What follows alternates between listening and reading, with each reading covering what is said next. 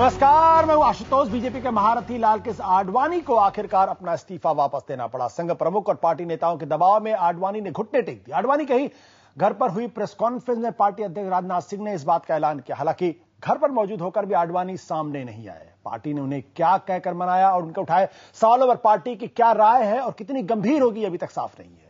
Party से ऐसा कोई संकेत भी नहीं मिला कि आडवाणी की बात मानी गई है। इस फैसले के बाद नरेंद्र मोदी ने ट्वीट किया, मैंने कल ही कहा था आडवाणी जी लाखों कार्यकर्ताओं को निराश नहीं करेंगे। आज करेंगे इसी पर बातचीत कि आडवाणी जीते या मोदी या और कुछ हुआ।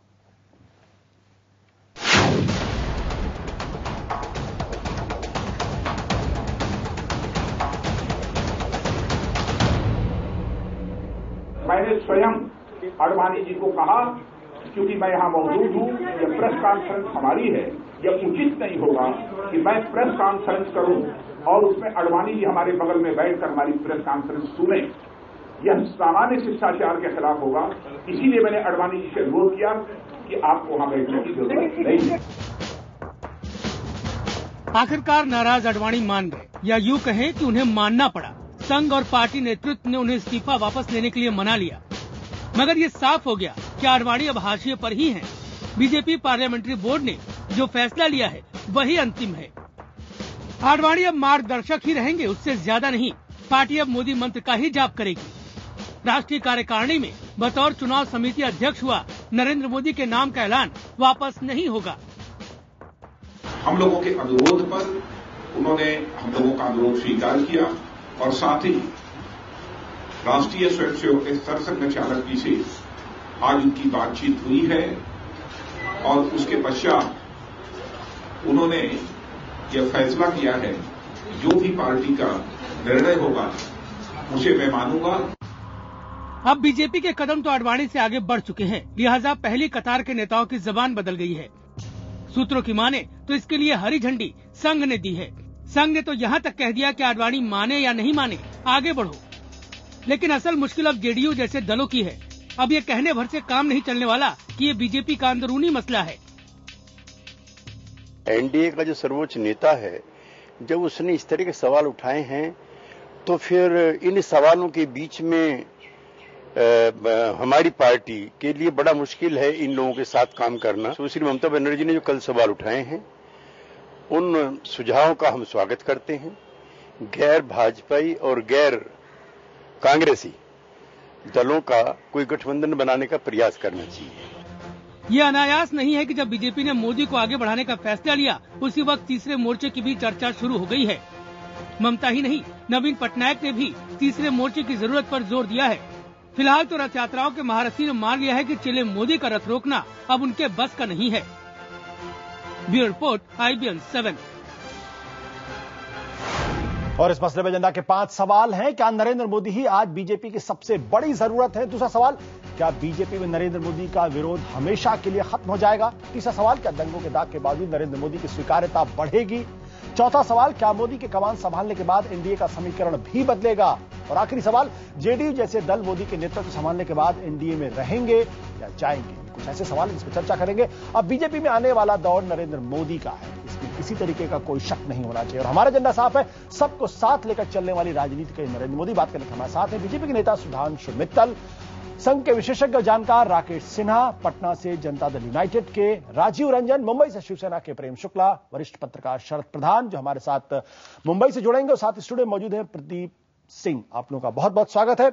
राकेश जी, जिस तरीके से कल ये पूरी की पूरी क्राइसिस शुरू हुई और उसके बाद आज ये क्राइसिस पटाक्षेप हो रही है, आपको क्या लगता है, क्या यह माना जाए कि लालकृष्ण आडवाणी की बात को बीजेपी आरएसएस ने मान लिया है, या यह माना जाए कि दरअसल उनको सिर्फ समझा दिया गया है और उन्होंने अपनी एक तरीके से कहें, खराब लगेगा, हार मान ली है?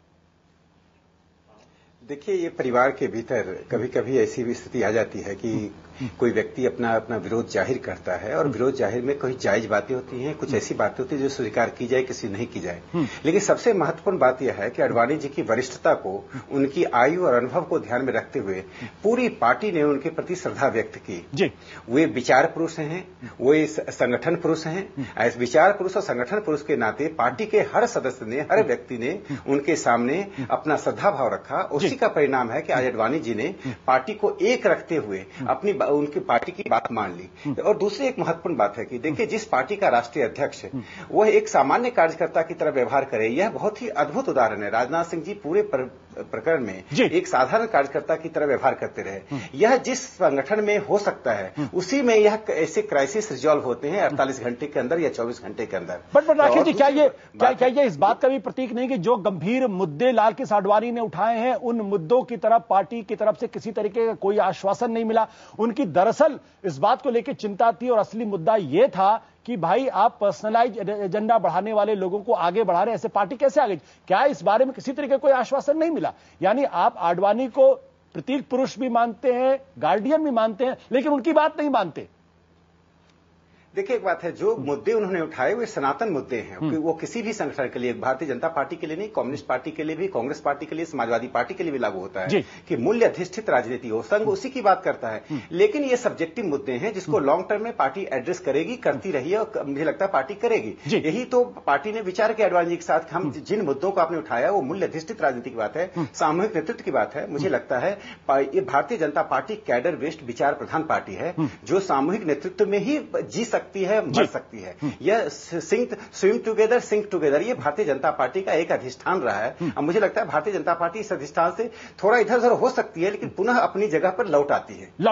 आपको लगता है सामूहिक नेतृत्व की बात? सुधांशु मित्तल जी, भले ही आप लोग सामूहिक नेतृत्व की बात करें, लेकिन लाल कृष्ण आडवाणी साफ तौर पर कह रहे हैं कि पार्टी के बहुत सा मोस्ट ऑफ द लीडर्स, उनका कंसर्न अपना पर्सनलाइज एजेंडे को आगे बढ़ाना है। क्या बीजेपी ने आडवाणी जी को यह आश्वासन दिया है कि पर्सनलाइज एजेंडा बढ़ाने वाले नेताओं के बारे में सोचा जाएगा? अगर आपने राजनाथ जी का आज का बयान गौर से सुना हो तो उन्होंने कहा है कि मैंने खुद ने आश्वस्त किया है कि जिन जिन विषय के बारे में आडवाणी जी के मन में चिंतन था, उन सारे विषयों के ऊपर मैं गंभीरता से उनके साथ वार्तालाप करूंगा और उसके समाधान निकालूंगा और उपयुक्त फोरम पे उनकी चर्चा होगी। तो भाजपा के अंदर, क्योंकि हम लोग एक परिवार के रूप में पार्टी को देखते हैं, हम कोई इसको एक सिर्फ एक संस्था के रूप में नहीं देखते, हम एक परिवार के रूप में देखते हैं। और इसलिए परिवार में रूठना मनाना ये चलता रहता है। कुछ संवेदनशीलताएं होती हैं, कुछ दुख होता है, कुछ दर्द होता है, कभी ज्यादा हो जाता है, कभी कम होता है। सबसे बड़ी बात क्या है कि किस भावना से और किस संभावना से हम लोगों ने इस चीज को देखा। सद्भावना कितनी थी। जैसे ही उन्होंने अपना इस्तीफा दिया, सारी पार्टी ने एकजुट होकर, सुधांशु जी, शीर्ष नेतृत्व ने एकजुट होकर कहा। सुधांशु जी, आप अच्छी बातें कर रहे हैं, लेकिन सवाल आपने कहा कि उनकी बातों को गंभीरता से लेने की बात राजनाथ जी ने की, यानी पार्टी इस बात को मानती है कि पर्सनलाइज एजेंडे को बढ़ाने वाले लोग आगे आ रहे हैं पार्टी के अंदर, जिनको देश की चिंता नहीं है, जिसको समाज की चिंता नहीं। अब आप शब्दों के जाल में हमें फंसाने की कहीं कोशिश कर रहे, तो आडवाणी जी खुद कह रहे हैं, मैंने कुछ नहीं कहा, इसमें एक लाइन मेरी अपनी नहीं है। सुनिए, इतनी राजनीति हम सबने बड़ी अच्छी करी हुई है कि इन शब्दों के जाल में नहीं फंसने वाली। सिंपल सी बात है जी। उन्होंने कहा कि आपने जो भी विषय उठाए हैं उनके विषय में मैं आपसे खुद मिलके इन पे विस्तृत चर्चा करूंगा और उनके जो समाधान निकालने वो निकालूंगा। अच्छा, यही तो कहेगा ना कोई आदमी। जहां तक व्यक्तियों के विषय में बात है, आडवाणी जी ने अपनी चिट्ठी में किसी व्यक्ति का नाम नहीं लिया। उनके मन में कुछ व्यक्तियों के, सुनिए, उनके मन में हो सकता है कुछ व्यक्तियों के बारे में उनका ये मत होगा, वो चर्चा करेंगे, वो व्यक्ति भी उनसे चर्चा करेंगे और जहां पे लगता है कि हमें कार्यशैली में परिवर्तन लाना चाहिए वो लाएंगे। चलिए, लेकिन सबसे बड़ी बात क्या है, इस सब के बाद आज के दिन भाजपा में एक माहौल बन गया कि अब एकजुट होकर कांग्रेस को इस देश से निजात दिलवाने के लिए जो हमें संघर्ष करना है और जो हमें ताकत लगानी है, मेहनत करनी है, वो हम सब एकजुट होकर करेंगे। यानी अभी तक एकजुट होकर, यानी अभी तक पार्टी एकजुट नहीं थी। बट प्रदीप सिंह जी, क्या यह माना जाएगा कि जो कुछ दरअसल लाल कृष्ण आडवाणी की असली चिंता किस बात को लेकर थी? नरेंद्र मोदी को रोकने की चिंता थी। बीजेपी के नेता नहीं मानेंगे, राकेश सिन्हा भी इस बात को नहीं मानेंगे। असल चिंता उसकी इस बात को लेकर, पर्सनलाइज एजेंडा कौन बढ़ा रहा था? सबको पता है, नरेंद्र मोदी पर यह आरोप लगातार लगता रहा है। तो क्या आडवाणी जी को सिर्फ एक आश्वासन दे दिया गया है, एक फेस सेविंग दे दिया गया है? देखिए, राकेश जी ने जो कहा कि पूरी पार्टी ने आडवाणी जी के प्रति श्रद्धा भाव दिखाया है, बिल्कुल सही बात। लेकिन आडवाणी जी ने पार्टी के प्रति श्रद्धा भाव नहीं दिखाया। आपने जो पर्सनल एजेंडा की बात की, उसके साथ उन्होंने एक बात और कही है कि उनको महसूस हो रहा है कि ये पार्टी दीनदयाल जी, नानाजी और अटल जी की पार्टी नहीं रह गई है। तो ये बहुत बड़ा और गंभीर आरोप है। वो उनके इस्तीफे के वापसी से या उसको रिजेक्ट करने से खत्म नहीं होता। ये सवाल बीजेपी को लगातार इसका जवाब देते रहना पड़ेगा कि उनके सबसे बड़े नेता ने ये सवाल उठाया है, तो वो सवाल खत्म नहीं हुए, एक बात। दूसरा, 2 इशारे बड़े साफ साफ आडवाणी जी को पार्टी ने दिए। एक गोवा से दिया, उनकी अनुपस्थिति में नरेंद्र मोदी को कैंपेन कमेटी का चेयरमैन बनाने की घोषणा हुई, उनकी इच्छा के खिलाफ जी। बता दिया गया कि अगर आप साथ आ सकते हैं तो ठीक है, नहीं तो आपके बिना भी पार्टी बढ़ेगी। दूसरा इशारा कल पार्लियामेंट्री बोर्ड की जो इमरजेंसी बैठक हुई उसके बाद दिया गया। उस रेजोल्यूशन को ध्यान से पढ़िए, उसमें कहा गया है कि आप हमारे श्रद्धेय हैं, बड़े हैं, पहले भी मार्गदर्शन किया, अब भी हमें जरूरत है, आपका इस्तीफा हम मंजूर नहीं करेंगे। लेकिन एक शब्द भी नहीं है कि जो आपने मुद्दे उठाए उनको हम गंभीर मानते हैं, उन पर सोचेंगे, उस पर कुछ करेंगे। इसका मतलब है पार्टी ने उसको रिजेक्ट कर दिया। तीसरी चीज, लगातार 3 दिन से आडवाणी जी के कैंप से ये खबरें आ रही हैं कि वो संघ के इंटरफेरेंस से बड़े नाराज हैं, बहुत दुखी हैं कि डे टू डे एक्टिविटी में संघ क्यों इंटरफेयर कर रहा है। आज राजनाथ सिंह जी ने जो बोला उसमें एक वाक्य आप ध्यान दीजिए कि मोहन भागवत जी के फोन करने के बाद उन्होंने कहा कि पार्टी की बात मानेंगे। तो संघ के अगर इंटरफेरेंस से नाराज हैं और संघ प्रमुख के फोन से वो मान जाते हैं और पार्टी के बारे में जो सारे मुद्दे उठाते हैं खत्म हो जाते हैं, तो ये तो फिर। सुधांशु जी, आपको जोड़ना चाह रहे, कुछ इंटरवीन करना चाहते हैं इस पूरे मसले पे? अरे भाई प्रदीप जी, आप तय कर लीजिए। जो आडवाणी जी ने करा, आप एक तरफ तो ये कह रहे हैं कि साहब उनकी बेइज्जती हो गई, दूसरी तरफ कह रहे हैं पार्टी चुक गई। पहले तय कर लीजिए किस तरफ से। अब आप संघ वाली बात ले लीजिए। आपने कहा पार्टी ने एक सिरे से उनका खारिज कर दिया, उनके इल्जाम को, क्योंकि उन्होंने ये जो पहला जो बयान पार्लियामेंट्री बोर्ड का था उसमें उसके बारे में कुछ नहीं कहा। आप आज का बयान नहीं देख रहे राजनाथ जी का, जिस बयान में उन्होंने खास तौर से कहा कि मैंने खुद ने इनसे कहा है कि जो आपके सारे मुद्दे हैं उन पे मैं व्यक्तिगत तौर से जिम्मेदारी लेता हूं चर्चा करने की और उनका समाधान निकालने की। तो ये क्या करा? दूसरा, आप कह रहे संघ से नाराज थे और संघ प्रमुख ने फोन करा तो मान गए। तो भैया तय कर लीजिए, संघ से नाराज थे या खुश थे? चलिए, जब आप कह रहे तय कर लीजिए, हम जरा आपके सहयोगी दल है शिवसेना और साथ ही साथ जेडीयू, उनसे उन्हीं से पूछ लेते हैं। भाई राजीव रंजन जी, सवाल इस बात को लेके ये है कि भाई अब लालकृष आडवाणी का दौर खत्म हो चुका है। सुधांशु जी नहीं मानेंगे, ना राकेश जी इसको मानेंगे। क्या आपको लगता है कि अब जब लालकृष आडवाणी का नेतृत्व नहीं होगा, ऐसे में आप जैसे सहयोगी दल की भूमिका क्या होगी एनडीए के अंदर? देखिए, निश्चित तौर पर यह चिंता का विषय है जी, और कहीं ना कहीं ऐसे पूर्वानुमान हमारे रहे होंगे, तब हमारे राष्ट्रीय परिषद के राजनीतिक प्रस्ताव के जरिए हमारी पार्टी ने अपने जो कंसर्न्स थे, जो हमारी प्रायोरिटीज है, जो कुछ भी हम चाहते थे, वो हमने भारतीय जनता पार्टी के राष्ट्रीय नेतृत्व को अवगत करा दिया जी।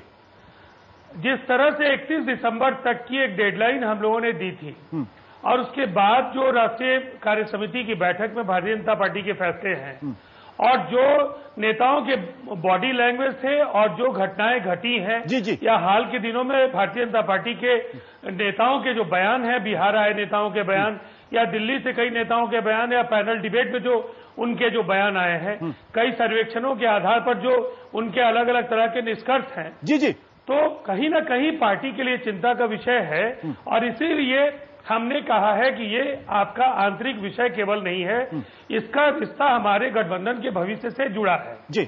हम जल्द एक बैठक, जिसका संकेत नीतीश कुमार जी ने दिया है, जल्द एक बैठक करेंगे। किसी फैसले के लिए नेशनल काउंसिल ने शरद यादव जी को और नीतीश कुमार जी को राष्ट्रीय परिषद की बैठक में ही अधिकृत कर दिया। यानी राजू जी, आपके कहने का मतलब यह है कि जेडीयू जो है वो बीजेपी से अपने रिश्तों को नए परिप्रेक्ष्य, नए संदर्भों में पुनर्परिभाषित करेगी और आगे का कदम उठाएगी। प्रेम शुक्ला जी, क्या शिवसेना भी ऐसा कुछ करना चाहती है या उसकी सेहत पर कोई फर्क नहीं पड़ता कि एनडीए की कमान किसके हाथ में है, बीजेपी की कमान किसके हाथ में, चाहे नरेंद्र मोदी हो या फिर कोई और नेता हो या लालकृष आडवाणी? क्या लालकृष आडवाणी की अनुपस्थिति से कोई फर्क पड़ेगा या शिवसेना पुराने रास्ते पर चलेगी?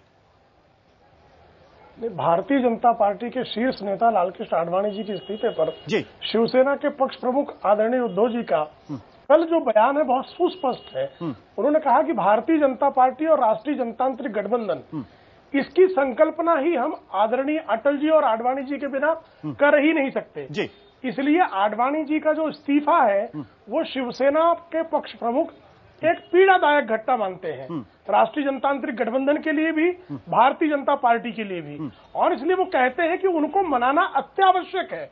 और लालकृष्ण आडवाणी जी यदि नहीं मानते हैं तो इससे राष्ट्रीय जनतांत्रिक गठबंधन और शिवसेना के बीच का जो समन्वय है जी, भारतीय जनता पार्टी और शिवसेना के बीच जो संबंधों की का सिलसिला है, जो वैचारिक आधार है, उसको लेकर एक मन में जो है प्रश्न चिन्ह पैदा हो जाएगा। इसलिए स्पष्ट है कि लालकृष्ण आडवाणी जी जिस विचारधारा को मानते रहे हैं वो विचारधारा हिंदुत्व की है, वो व्यक्ति आधारित विचारधारा नहीं है जी। वो प्रखर राष्ट्रवाद की विचारधारा है। तो क्या आने वाला जो नेतृत्व है वो आडवाणी जी और अटल जी जैसा ही प्रखर राष्ट्रवाद और व्यक्तिवाद विहीन क्या उस विचारधारा पर चलेगा? जब उस पर चलेगा तब उस काल एवं परिस्थिति पर उसका निर्णय लिया जाएगा। यानी आप बीजेपी से आप बीजेपी से साफ तौर पर आप क्लैरिफिकेशन मांग रहे हैं कि जिस रास्ते पर अटल बिहारी वाजपेयी और लालकृष्ण आडवाणी गए थे, चल रहे थे, उसी रास्ते पर क्या बीजेपी आगे बढ़ेगी? ये क्लैरिफिकेशन शिवसेना चाहती है बीजेपी से। आपके कहने का मतलब यह है? निश्चित तौर पर आदरणीय उद्धव जी ने यही सुस्पष्ट शब्दों में कहा है बिल्कुल कि हमारा जो संबंध है, हमारा जो गठबंधन है, हम जो एक दूसरे के साथ हैं, वो बिना अटल जी और आडवाणी जी की विचारधारा के हम उसकी कल्पना नहीं कर सकते। और उस विचारधारा को हम व्यक्ति जो है वो हो सकता है कि व्यक्ति की जगह दूसरा व्यक्ति आ जाए, लेकिन उस विचार को मानता है क्या? जैसे राष्ट्रीय आश्वासन आप बीजेपी से चाहते हैं के बिना नहीं की जा सकती। ये आश्वासन आप बीजेपी से चाहते हैं। राकेश जी और सुधांशु मित्तल दोनों सवाल का जवाब देना चाहते हैं, लेकिन राकेश जी सवाल इस बात को लेकर एक आपने देखा कि नरेंद्र मोदी की जैसे ही उपस्थिति होती है, लालकृष्ण आडवाणी बैकग्राउंड में जाते हैं, तो आपके सहयोगी दल मतलब बीजेपी के सहयोगी दल जेडीयू और शिवसेना दोनों ही स्पष्टीकरण चाहते हैं और पुनर्परिभाषित होना चाहते हैं। क्या ये जो है ये मोदी के सामने दिक्कत पैदा करेगी, बीजेपी के सामने दिक्कत पैदा करेगी? देखिए प्रैक्टिकल पॉलिटिक्स में क्या होता है उस पर मैं नहीं कहूंगा। मैं दो बात करना चाहता हूं कि शिवसेना और जेडीयू में एक बुनियादी अंतर है। शिवसेना आइडियोलॉजिकल अलायंस है और जबकि जेडीयू का इलेक्टोरल अलायंस है बीजेपी के साथ। और जनता दल यू के नेता आज वही व्यवहार कर रहे हैं जो मधुलिमे और रघु ठाकुर 1977-79 के बीच में सेकुलरिज्म का ढोंग रचकर करते रहे और जनता पार्टी को तोड़ दिया। अगर यदि आप लालू यादव को फिर बिहार में लाना चाहते हैं, यदि कांग्रेस को पुनर्वापस लाना चाहते हैं, तो कभी नरेंद्र मोदी का नाम लेकर, कभी सेकुलरिज्म का नाम लेकर आप एनडीए को तोड़ दीजिए। देखिए व्यक्ति बहुत इंपॉर्टेंट नहीं है, आपका पार्टी के साथ अलायंस है, विचारधारा के साथ अलायंस है और एक मिशन है 2014 का। आप कोई भी व्यक्ति किसी पार्टी में इतना अधिक महत्वपूर्ण नहीं हो जाता है कि पूरा विचार और पार्टी पीछे छूट जाती है। यह यदि सोच भारतीय जनता पार्टी के प्रति जेडीयू का है तो यह गलत सोच है। मुझे लगता है कि एनडीए के इंटरेस्ट में और देश के इंटरेस्ट में जेडीयू को पुनर्विचार करना चाहिए। रघु ठाकुर और मधुलिमे के रोल में नीतीश कुमार और शरद यादव को नहीं जाना चाहिए। बिल्कुल राकेश जी आपने महत्वपूर्ण सवाल उठा किया, लेकिन राजू रंजन इसका जवाब देना चाहते हैं। राजू जी मैं पहले भी आपको कह चुका हूं, आज अखिलेश जी हम लोगों के बीच पैनल डिबेट में हैं और चूंकि मुझे भारतीय जनता पार्टी से जुड़े ऑफिशियल अनऑफिशियल दो प्रवक्ताओं के बीच अपनी बात रखनी है जी। मैं एक बात जरूर कहना चाहूंगा, धर्मनिरपेक्षता के सवाल पर ये राकेश सिन्हा जी ने जो बातें कही हैं, मुझे लगता है परिभाषा आप गढ़ने की कोशिश नहीं कीजिए। भारतीय संविधान पंथ निरपेक्ष होने की बात करता हो, धर्म निरपेक्ष होने की बात करता हो, धर्म निरपेक्षता की एक सामान्य परिभाषा क्या है, ऐसे प्रिलिमिनरी एग्जामिनेशन के लिए स्टूडियो बहस में हम लोग नहीं आए राकेश जी। आपकी सैद्धांतिक प्रतिबद्धता का हम सम्मान करते हैं, लेकिन देश आपके विचारों से और आपकी प्रतिबद्धताओं से बड़ा है और जहां तक धर्मनिरपेक्षता का सवाल है, मधुलिमे जी और जिस तरह से आपने दो बड़े राजनेताओं के नाम पर अपना गुबार निकाला है, ये बिल्कुल दुर्भाग्यपूर्ण है। और आइडियोलॉजिकली आपने कहा कि शिवसेना आपके साथ एक आधार पर खड़ी थी और हम आपके साथ एक चुनावी गठबंधन में आए। मैं आपको स्मरण कराना चाहूंगा, यह गठबंधन राष्ट्रीय जनतांत्रिक गठबंधन के बनने के पहले बिहार में बना और वहां समता पार्टी और भारतीय जनता पार्टी ने लालू यादव के कुशासन के खिलाफ एक गठजोड़ बनाया और उसके बाद जो बिहार के जंगल राज की स्थिति थी उससे लड़ने का हमने फैसला किया। और जब एनडीए बना तो नेशनल एजेंडा ऑन गवर्नेंस, जिसमें जो असहमति के सवाल थे उनको हमने चिन्हित किया और हमने ये तय किया कि हम अपनी भावनाओं का आदर आगे की लंबी यात्रा में करेंगे। और जिस तरह से हाल के दिनों में एक छद्म युद्ध आपने लड़ने की कोशिश की है, कभी साधु सन्यासियों के मंच पर, कभी राम जन्मभूमि के मंच पर, कभी किसी तरीके से, कभी किसी तरीके से, राजीव जी, आप अगर मानते हैं कि कोई व्यक्ति बड़ा नहीं है तो आप क्यों किसी व्यक्ति के पीछे परेशान हैं? देश ये जानना चाहता है कि कांग्रेस के कुशासन के खिलाफ एक बड़ी लड़ाई लड़ने के लिए मुद्दे बड़े हैं, मुद्दे ज्यादा महत्वपूर्ण है। कोई व्यक्ति बड़ा अगर नहीं है तो ये सवाल मेरा आपसे है कि आप व्यक्ति के इर्द गिर्द किसी एक व्यक्ति विशेष के इर्द गिर्द क्यों गोलबंदी कर रहे हैं? राजीव जी, जो सवाल आप खड़े कर रहे हैं वो बिल्कुल राजीव जी आपने अपनी तरफ से सवाल खड़े किए, पर सुधांशु मित्तल जी, जो तलखी आप जेडीयू के वक्तव्य में देख रहे हैं वो बहुत कुछ इशारा कर रहा है कि आने वाले दिनों के अंदर क्या होने वाला है। यानी अगर लालकृष्ण आडवाणी अगर अतीत में जाते हैं और मोदी या दूसरे लोग अगर सामने आते हैं तो बहुत सारे ऐसे मुद्दे हैं जिनका जवाब देना पड़ेगा। जो सवाल वो खड़े कर रहे हैं, क्या उसका जवाब देंगे आप? आशुतोष जी, पहली बात तो ये है कि जब आज आडवाणी जी ने अपना इस्तीफा वापस हो गया आडवाणी जी का जी, तो ये प्रश्न कितना सांघिक है ये आप खुद सोच लीजिए। प्रासंगिक ही नहीं बचा ना। और इसी तरह इसमें शिवसेना की तरफ से जो भी बात कही गई है वो अब प्रासंगिक हो गई है, क्योंकि आडवाणी जी ने इस्तीफा ही वापस ले लिया। तो आडवाणी जी के बिना भाजपा क्या होगी वो प्रश्न तब आएगा। आडवाणी जी ने इस्तीफा जरूर वापस लिया, लेकिन वो नायक नहीं है उस गठबंधन के, ना दल के। उस नायक नहीं, नायक कोई और आ चुका है वहां पे। रुक जाए, नहीं, नायक तो पहले भी नहीं थे। दूसरी बात, आगे चलते हैं हम लोग। अब प्रश्न आता है जनता दल यू का। जी देखिए, जनता दल यू की स्टेटेड पोजीशन क्या है? जनता दल यू के राष्ट्रीय अध्यक्ष जो है वो एनडीए के कन्वीनर भी हैं जी। और भाजपा ने इस बात को कई बार स्पष्ट करा कि प्रधानमंत्री का प्रत्याशी कौन होगा जी, ये जेडीयू के साथ मिलकर बात होगी, तभी तो एनडीए का प्रधानमंत्री का क्या होगा। हाँ, भाजपा के अंदर हमारे संगठन में हमारे यहां कौन क्या पद की जिम्मेदारी लेगा जी, इसका हक भाजपा को तय करने का है। किसी और राजनीतिक संगठन को ना तो इसका हक है, ना इस पर टीपा टिप्पणी करनी चाहिए। गठबंधन के धर्म में ये ठीक नहीं है। यानी आपके लिहाज से ये सवाल हमारे सुनिए, एक मिनट में खत्म कर लूं, उसके बाद जो कहना कहेगा। हमारे यहाँ हमारा चुनाव संचालन समिति जो है उसका अध्यक्ष कौन होगा ये हम तय करेंगे ना, ये कोई दूसरा नहीं तय कर सकता। हाँ, प्रधानमंत्री का प्रत्याशी कौन होगा, क्योंकि प्रधानमंत्री का प्रत्याशी एनडीए का भी प्रत्याशी होगा जी जी। ये जो है एनडीए के साथ वार्तालाप करके होगा। अब आया मतलब उसके आगे सुधांशु जी आप कह रहे हैं कि एनडीए का प्रधानमंत्री पद का कौन होगा प्रत्याशी, ये एनडीए तय करेगी। ये एक नया आप एंगल दे रहे हैं। लेकिन हमारे साथ शरद प्रधान भी जुड़े हुए। शरद प्रधान जी, माफ करिएगा मैं आपके साथ थोड़ी देर में आया, लेकिन ये जो वार्तालाप आपने पूरा सुना, मैं चाहता था आप इस वार्तालाप को सुनिए। और जो नई परिस्थितियां पैदा हो गई आज की तारीख में, de facto prime minister candidate BJP और एनडीए के, अगर बीजेपी के नरेंद्र मोदी हैं। सुधांशु जी फिलहाल नहीं मानेंगे, सच्चाई यही, और यही नाराजगी दरअसल लालकृष्ण आडवाणी की थी पूरे मसले को लेकर। तो जो शिवसेना के सुर है या जेडीयू के सुर है, ये क्या साबित करते हैं?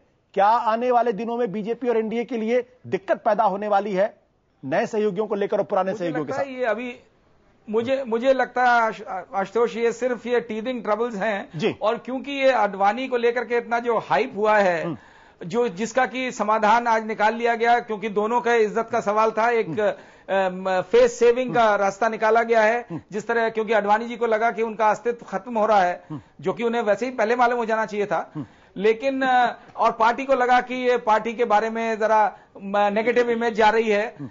हालांकि आडवाणी जी के जाने से मुझे ऐसा नहीं लगता है कि पार्टी का जहां तक पॉलिटिकल पोटेंशियल की बात है उस पर कोई फर्क पड़ने वाला था, क्योंकि आडवाणी जी का जो, ना तो आडवाणी जी क्राउड पुलर रह चुके थे और ना ही वो वोट कैचर रह चुके हैं। हमने पिछले 2 चुनाव में देखा है, जब वाजपेयी जी की बीमारी के बाद अडवाणी जी ने 2 लोकसभा इलेक्शन में लीड किया पार्टी को, और एंड रिजल्ट क्या निकला सबने देखा है। तो हर एक का एक वक्त होता है, राजनीति में खासतौर से एक वक्त होता है। तो अडवाणी जी को मुझे लगता है शायद खुद ही एहसास हो जाना चाहिए था कि उनको पार्टी वाले जो है उनकी जो स्पेंट फोर्स जिसे कहते हैं वो बन चुके हैं। तो एनडीए में मुझे नहीं लगता ये अभी एनडीए वाले भी जो हैं सिर्फ ये पोस्चरिंग ज्यादा है, ये पोस्चरिंग वेरियस अपने अपने पॉलिटिकल इंटरेस्ट की वजह से, ये थोड़े ही दिनों में ये खत्म हो जाएगा। जिस तरह जो भूचाल कल आया था वो 24 घंटे में खत्म हो गया, वैसे ही ये वाली जो बातें जो एनडीए को लेकर के हो रही हैं, यही एनडीए के नेता जो हैं